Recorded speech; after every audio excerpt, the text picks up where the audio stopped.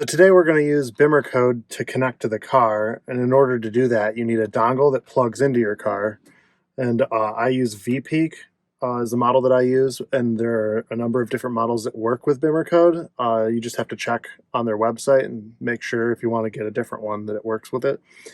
But today we'll be using this one. So what it looks like, it plugs into the OBD port on your car, which is underneath the steering wheel down here.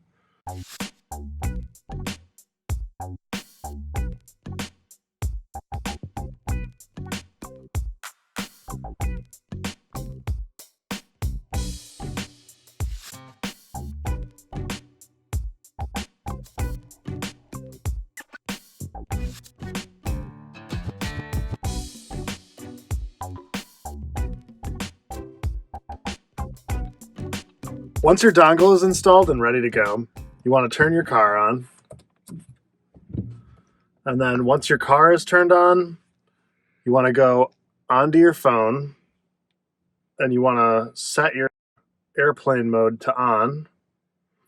And then once airplane mode is on, you want to turn your Bluetooth on, and that will prevent any interference like from your Wi-Fi or uploads and downloads, anything your phone's trying to do in the background, from messing with your coding job. And then once your Bluetooth is turned on, you want to go into your Bluetooth settings and you want to pair the dongle with your phone. It may have a default password. Mine is 1234. Okay, once that's paired, you want to go into your BimmerCode app and then click connect.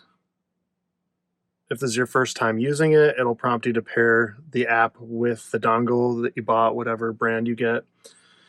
And then you want to select the model car that you have. I have a BMW i3.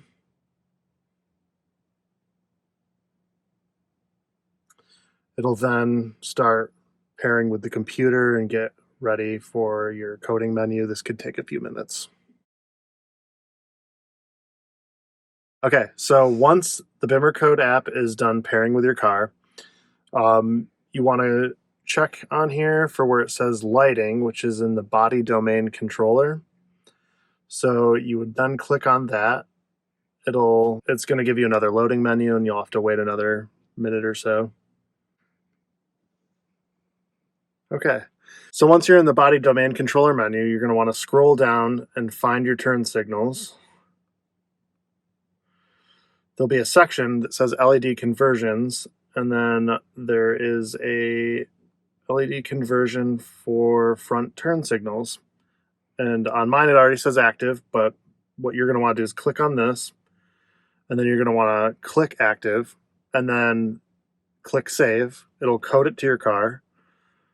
And then once it's done coding to your car, you can back out of the app, disconnect the app, shut down your car safely, and then the coding should be complete.